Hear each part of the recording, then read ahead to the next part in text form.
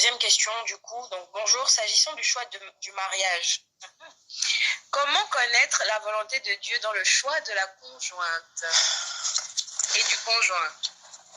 Déjà, par rapport au choix du conjoint, il faut passer par la mort de l'ego. Parce qu'en fait, l'enveloppe corporelle, donc la chair, elle a des désirs, elle a des volontés, mais qui sont contraires à la volonté de Dieu.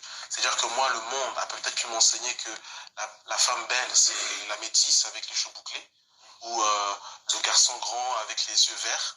Ça, peut-être c'est Hollywood qui m'a appris cela. Maintenant, Dieu me dit, parce qu'en vérité, Jésus n'avait rien pour attirer les regards. Et c'est pour ça que les gens n'ont pas cru en lui. Et qu'ils ne l'ont pas accepté, parce que physiquement, quand tu le voyais, il n'avait rien du Messie.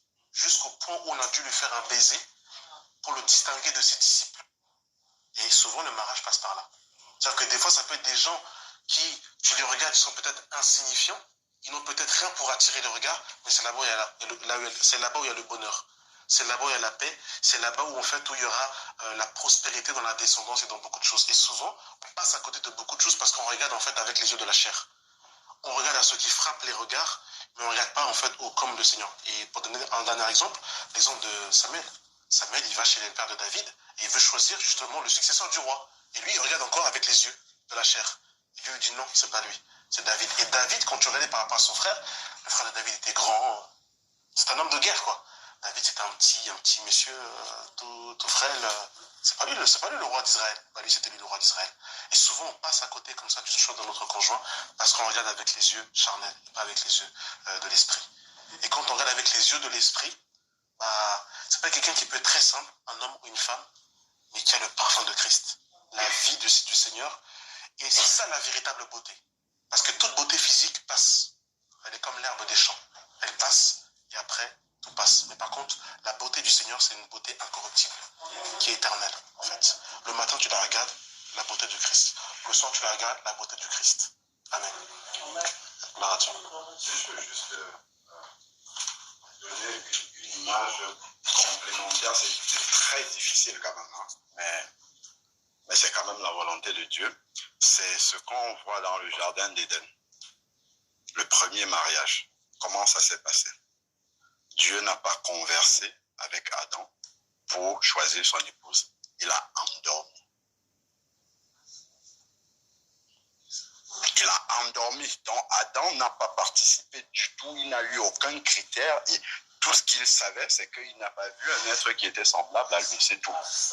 Et Dieu a choisi de A à Z jusqu'à ce qu'il se réveille et que Dieu lui apporte ce que lui, la femme qui est selon son cœur.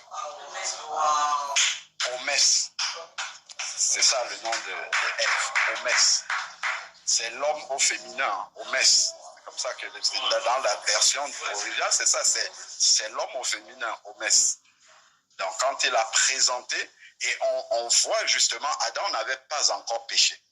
Adam n'a pas commencé à tergiverser avec Dieu en disant non, elle est trop grande, elle est trop petite, elle n'est pas ceci, elle n'est pas cela. Adam dit, c'est la chair de ma chair, c'est l'autre. Donc il a confirmé le choix de Dieu.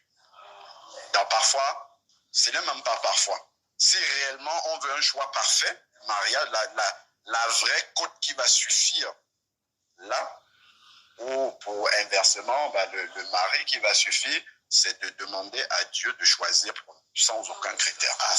Et simplement de nous révéler.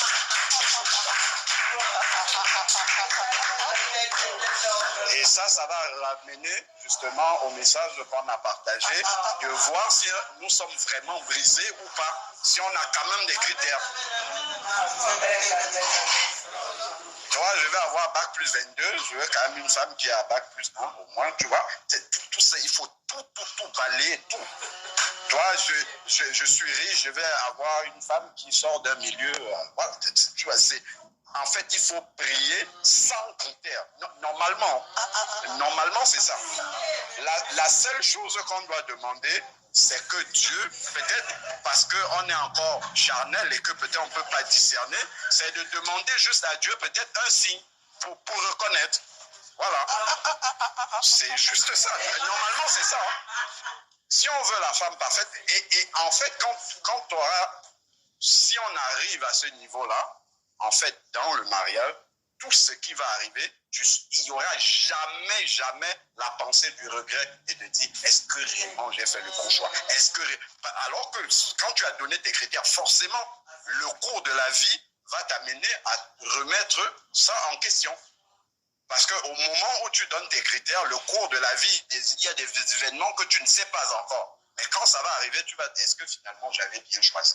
Est-ce que réellement c'était le choix de Dieu? Alors que si c'est de cette manière, vraiment celui qui se marie ayant entendu ces enseignements-là avant, je vous assure que c'est un gain de temps énorme.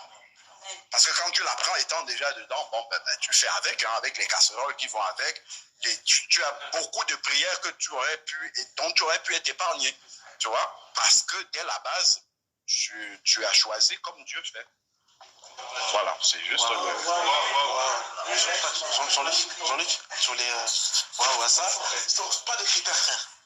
Oui, non, c'est le mariage parfait. Le mariage parfait qu'on voit dans la Bible, c'est celui d'Adam. C'est ça le mariage parfait. Parce que c'est Dieu lui-même qui est le témoin de ce mariage. Si je vais plus loin, Isaac n'a pas choisi aussi. Avec Rebecca, il n'a pas choisi. Ah bon. Là, ça peut être très compliqué.